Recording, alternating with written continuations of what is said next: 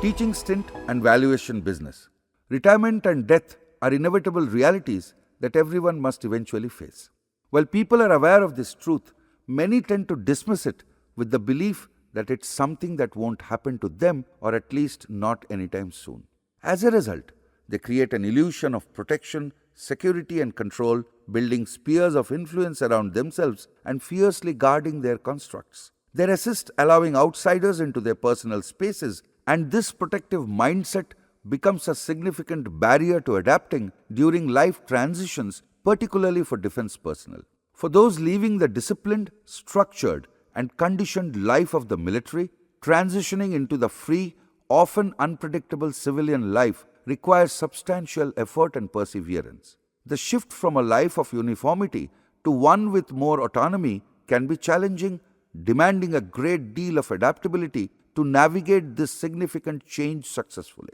After HAL, I moved to New Delhi as President and Chief Executive of an NRI firm. The unit was operating but with very low margins. The productivity of the unit was improved in a period of just about 1 year, and there was new product development and launch, vertical upward integration, inventory control, and finally, a larger profit margin.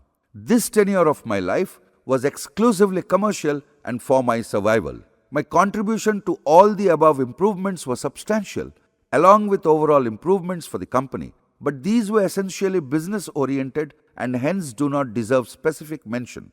So I leave it at this. I had to leave the job due to pressing family obligations and move to Hyderabad to be able to carry out my family duties. Alongside, I was also setting up my own business firm, hence could not take up any employment. This part of my life is detailed later. Passion for teaching and sharing knowledge. Meanwhile, I was bitten by the teaching bug and longing to take up new topics for teaching in MBA classes. But my schedule was tight and timing was of great constraint. Day classes were ruled out as I had to attend to work first, but evening classes were possible. The routine business management subjects held no appeal for me, so I let those offers pass. A good amount of time passed and the opportunity to teach in the Commerce and Business Management Department of Osmania University came my way. The university offered a specialization in Technology Management, TM, MBA with 3 core subjects in Technology Management and the rest being general MBA topics. I took charge of the core subjects, Technology Creativity and Innovation, TCI, and Technology Transfer for the direct batches.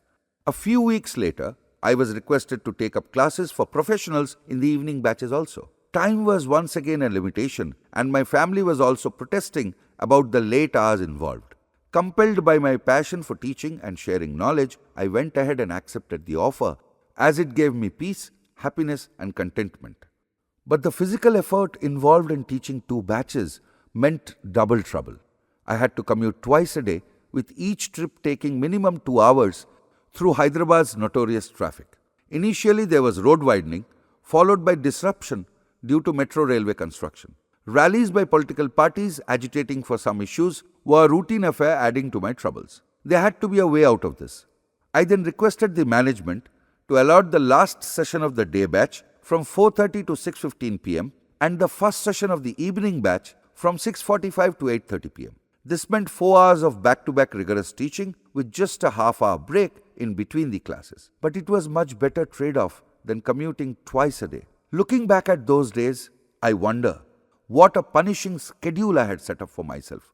There were no textbooks as such to teach technology, creativity, and innovation, as the subject was vast and multidisciplinary. It involved the fields of science, engineering and technology, psychology, biological processes, and advanced management techniques like change management and re-engineering. I had to refer and read number of books to prepare the content, as this course was more demanding. Not having readily available textbooks, I had to visit libraries at the College of Defence Management, CDM, the British Library, and the Institute of Public Enterprises, IPE, for putting together the course material. In addition, I scoured the internet to collate information suitable for the lectures. It was hard and challenging work, all right, but most satisfying and gratifying at the end of the day. There were about 40-50 students in each of my class, counting some 5-10 international students from countries like Iran, Iraq, Saudi Arabia, and China. The diversity made the class more vibrant and added to the challenge of effectively reaching and engaging all the students. Happy with my teaching style, the department added a new topic to my roster of subjects: Business Processes Reengineering, BPR. Before I could get started on that, I had to face some health disruptions. First, there was a gallbladder removal surgery and later an open heart surgery. I was compelled to cut down the long teaching hours after the gallbladder surgery, but the open heart surgery put a full stop to my teaching stint. My doctors just would not hear my pleas. The emoluments from the university were modest to say the least, but money was never the motivation for me to take up teaching. I was driven purely by the joy of teaching a new and challenging subject. To be honest, I was moved by the plight of some of the deprived but deserving students, especially from rural background, and helped them out monetarily from my own pocket in addition to salary. Feedback from the students, both day and evening batches, was so positive and encouraging, I used to feel overwhelmed. Occasionally, I run into some old student and refresh the classroom memories. I cherish those heartwarming moments. Needless to say, the teaching experience was immensely satisfying and emotionally fulfilling. That I was able to share my knowledge that had been seasoned with my experience and expertise, give students glimpses of the industrial environment, arrange internships that led to job placements, these were all incredibly satisfying aspects of my role. All these activities were beyond my assigned role and duty as faculty, because I was an external faculty who had taken to teaching when most of my contemporaries had already retired. The MBA TM course was a cash cow for the university and drew the foreign students by the flocks. The share of foreign students was high in Osmania University, only next to Pune University. But in recent years, I heard that the intake has declined considerably due to the casual and indifferent attitude of the course administrators. The course was excellent and received very encouragingly by the students, both domestic and international, and was a revenue generator for the university. Why such a sorry state then? It's a shame for a postgraduate course with such commendable outcomes has been subjected to willful neglect and allowed to wither and die by default. My teaching stint gave me insights into the anomalies affecting our education system. Problems that well-meaning academicians, scholars, and intellectuals have often shared with me. I understand their anguish with equally deep concern, as many of their ideas rang true. If we have to honorably survive and make our presence known in the global market, we must improve the quality and standards of our education systems and skill levels. It is one of the ways to enrich our standards first and economy later. Non-performing assets. There are some issues that I had to encounter in my post-retirement phase. Issues that were totally unrelated to my original career. Nonetheless, they are critical as they concern the national economy through the banking sector. I feel obliged to share these insights with my readers with careful explanation for better understanding. The fragile foundations of Indian banking. The Indian banking system, a cornerstone of India's economy, harbors vulnerabilities that unscrupulous people exploit with alarming regularity. Among its most pressing issues is the scourge of non-performing assets, NPAs, a topic that has dominated economic discourse and rattled policymakers. These arise when loans go unpaid, leaving financial institutions grappling with crippling losses. Governors of the Reserve Bank of India, RBI, have repeatedly sounded alarms over the systematic weakness, a malaise that continues to sap the vitality of the national economy. The loan disbursement process itself is ostensibly designed to safeguard against defaults. Fixed assets such as land and buildings are taken as collateral. An initial independent assessment of the property's value is essential for bank officials as they serve as custodians of the banks and, by extension, the nation's funds. Later, precise value should be assessed by licensed engineers known as valuers and their legal titles vetted by licensed advocates. Once these assessments align, the loans are approved and the supporting documents are securely held by the banks. These external consultants serve as the bank's extended hands, ensuring due diligence. Yet, despite these precautionary measures, loopholes persist, exploited by those adept at navigating the system's blind spots. This not only erodes trust in the banking sector, but poses a grave threat to the economic stability of the nation. The deceptive facade of loan securities. It is an open secret that bending or misusing rules cannot be done without connivance of the department, In this context, the banks. It is no secret that the assets presented as securities for loans are frequently overvalued, often through the connivance of independent consultants known as valuers under the beaming patronage of the banks.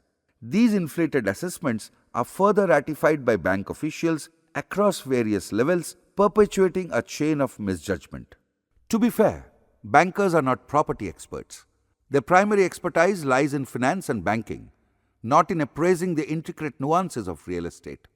Their knowledge of property value is, at best, sufficient to review and rely upon the assessments of professional valuers. Inevitably, they depend heavily on these consultants. Yet, valuers are influenced, even blackmailed by bankers to bend the reports. Obviously, the burden of accountability ultimately falls on the bankers, the custodians of bank assets. It is they who authorize the release of funds, often overlooking the risks embedded in the system. The result? A precarious foundation that enables inflated valuations to masquerade as legitimate collateral, leaving the financial institution exposed to potential losses. The cost of such lapses extends beyond the banks, threatening the very stability of the economic system they are meant to uphold. The legal quagmire of non-performing assets. In the labyrinth of financial management, the periodic assessment of loan securities is a routine exercise meant to ensure that their value remains adequate to cover the outstanding loan. Yet, when a loan is defaulted upon, it transitions into the dreaded category of a NPA, non-performing asset.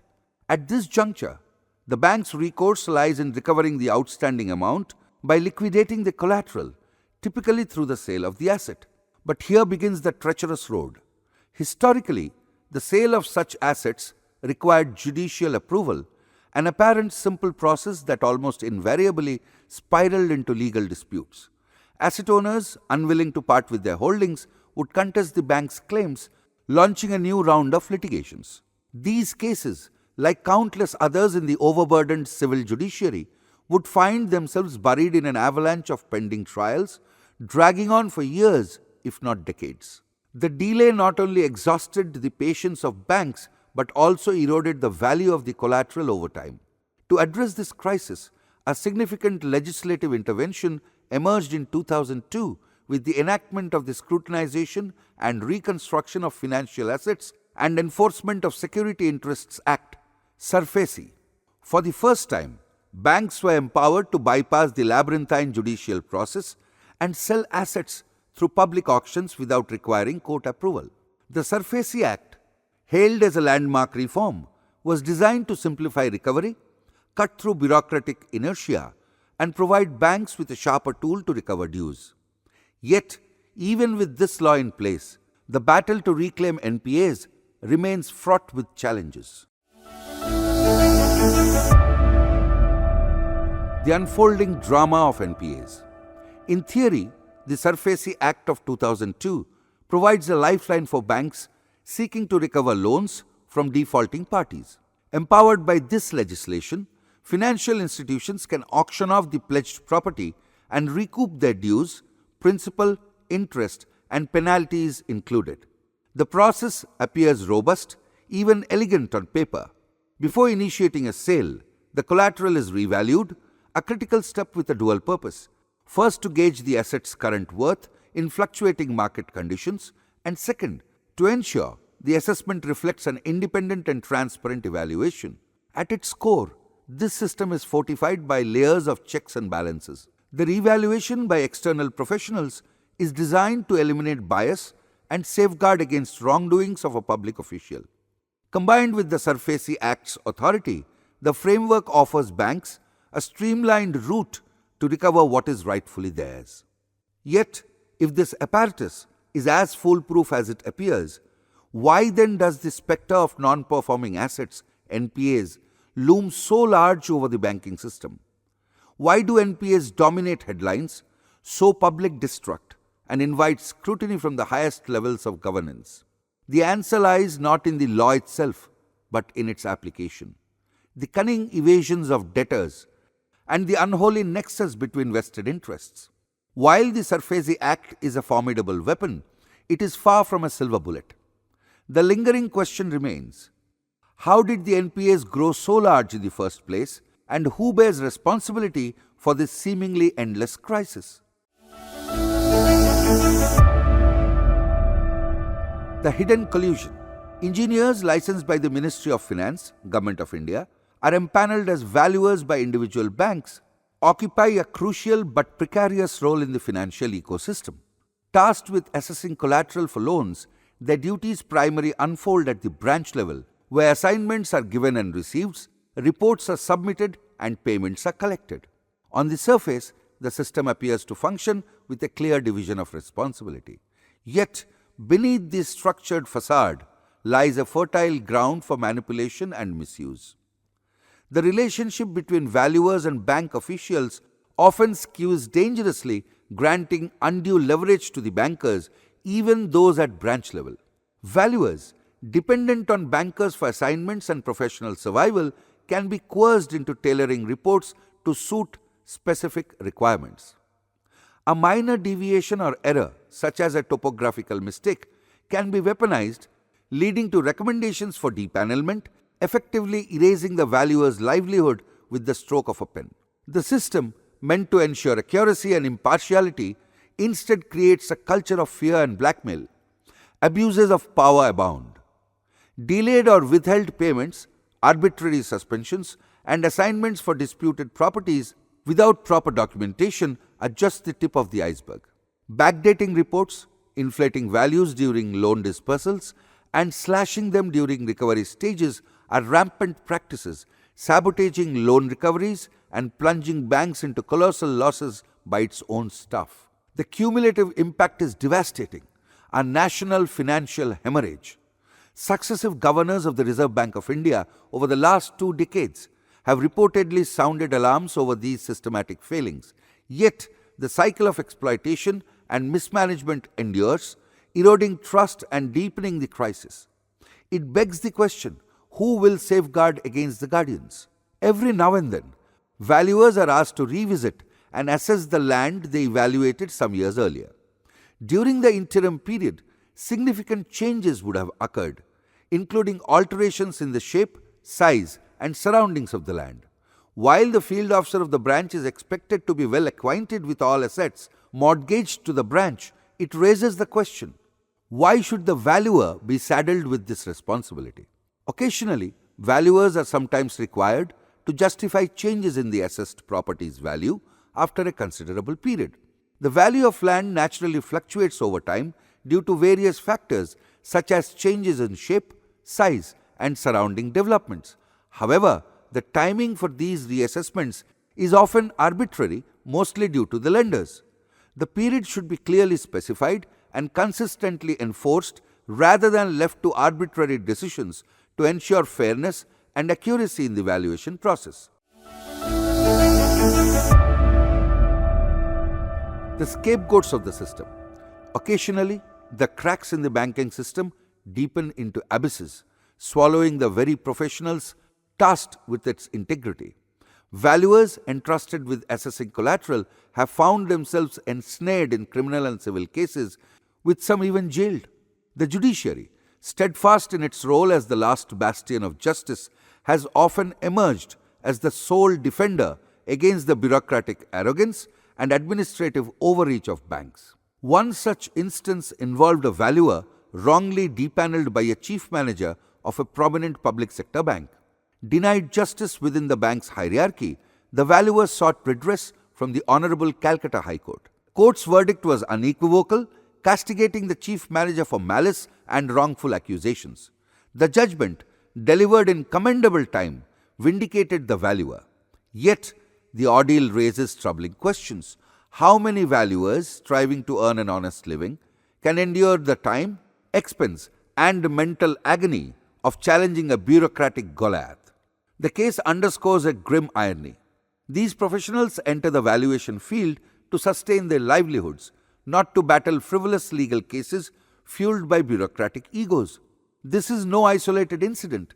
Dozens of similar cases have been quashed by courts across the country, each carrying a scathing indictment of the banking system's flaws. Yet, lessons go unlearned. Banks persist in squandering public funds to file baseless cases against the very public they serve, while valuers are forced to deplete their own meager resources in self-defense.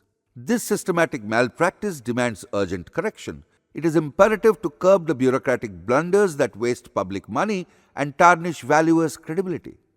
By fostering an environment where valuers can operate with professionalism and integrity, free from undue interference, banks' credit system stands to benefit immensely.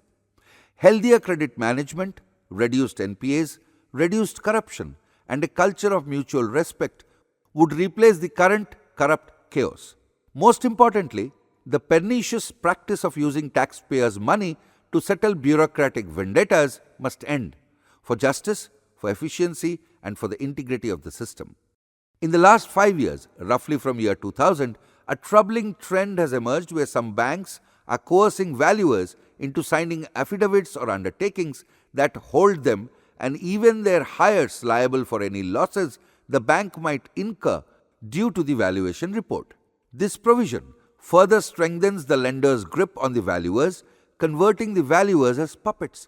Shockingly, no restrictions or checks by RBI or through IBBI.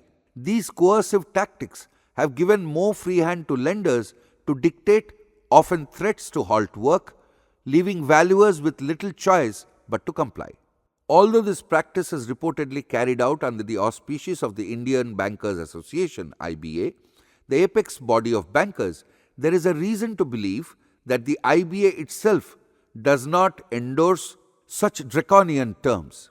Moreover, the process of depaneling valuers is often arbitrary and lacks transparency. Valuers who are depaneled are rarely given the opportunity to present their side of the story. In many cases, they are not even informed of their depanelment, let alone provide a chance to explain themselves.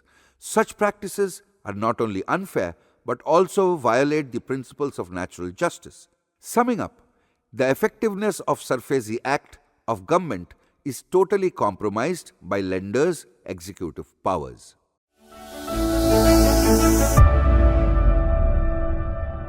The flaws in the system. The procedure for asset valuation in India's banking sector stands as a glaring example of systemic negligence and exploitation. At its core lies the Indian Banks Association (IBA), the apex body tasked with formulating guidelines for standardized operations. These guidelines explicitly lay out the procedures for asset valuation, issues written instructions to valuers, obtaining written explanations when discrepancies arise, and implementing appropriate corrective measures. In theory, it is a sound framework designed to ensure fairness and accountability. In practice, however, these guidelines are flouted with alarming regularity. Field managers routinely bypass the prescribed protocols, issuing verbal instructions to valuers or outright ignoring written procedures. Higher officials, rather than enforcing compliance, tacitly condone these breaches, creating an environment of impunity. The root of this dysfunction lies in a glaring omission. There is no effective monitoring mechanism within banks to ensure adherence to IBA guidelines or with IBA. Worst still, the IBA itself appears to lack any oversight machinery to enforce its own rules. Whether this absence is a result of probable deliberate design or oversight remains an open question. The lack of accountability creates fertile ground for manipulation. Bankers exploit this vacuum, bending the system to their advantage without fear of repercussions. The very safeguards meant to protect the integrity of the valuation processes are rendered meaningless, eroding trust and transparency. This systemic failure underscores a chilling reality. Without immediate reforms and strict enforcement of guidelines, the rot will only deepen, further endangering the financial stability of the sector. The silent guardian or the servant of masters. The Indian Bankers Association (IBA), theoretically a body of authority and guidance, stands in stark contrast to its purpose. Reduced to little more than a servile instrument of the banking consortium, its subservience becomes particularly glaring when dealing with its largest patron, the State Bank of India (SBI). As the principal paymaster and dominant force within the IBA, SBI effectively dictates the body's actions, rendering it toothless in matters of oversight or intervention. When banks depanel valuers and report them to the IBA, the association simply disseminates the information to its member banks without question, particularly if the directive originates from SBI. This unquestioning obedience ensures that other banks, either out of caution or compliance, often follow suit, depaneling the valuer or ceasing further assignments. It becomes a cascading chain of silent ostracism, executed without investigation or regard for fairness. Even when a valuer secures relief from the judiciary, the IBA's inertia persists. Notifications against the individual linger for months, untouched and uncorrected, despite repeated reminders, appeals, and even personal visits. Only when faced with contempt of court proceedings does the association stir, begrudgingly complying with legal orders. The IBA should be restructured to shed this servile role and embrace its mandate with strength and independence. It should rise above its financial dependencies and act as an impartial regulator, ensuring that justice prevails and that the professional ecosystem it governs remains transparent, fair, and accountable. To do otherwise is to betray the very purpose of its existence. Turns out, valuers are the weakest link in the chain of the loan advancement process. They often find themselves in a highly vulnerable position and are forced to issue reports that align with the expectations of bankers rather than exercising their professional integrity and fair judgment. This vulnerability is exacerbated by the IBA's passive role and the heavy-handed tactics employed by banks. The primary focus of the government and banking institutions is on preventing and eliminating the manipulation and misuse of loans, which indeed are critical issues given the potential for significant national loss. However, in this pursuit, the concerns and rights of valuers are often relegated to secondary importance. Most vitally, primary purpose is defeated. Among many possible solutions, the one plausible to my mind is to involve an outside agency which is connected, however remotely. The best suited is Reserve Bank of India. RBI is present in all state capitals and at some major towns. It will not burden RBI much to be a nodal agency between banks and valuers as a small cell for empanelment and depanelment and conforming to IBA guidelines. It will usher positive discipline and avoid arbitrary decisions. RBI will bring more independent and unbiased valuations. It will enable fewer legal cases but releasing huge project funds. Government of India is taking assist of RBI to deposit amounts for easy distribution to general public directly and deposited in Jan Dhan Yojana scheme to the beneficiaries. On similar lines, Government of India and RBI moving in tandem can improve the present policy to recover difficult and hard-nut cases of loan recovery amounts, would help clear loans and change loan destination to most desirable profit making.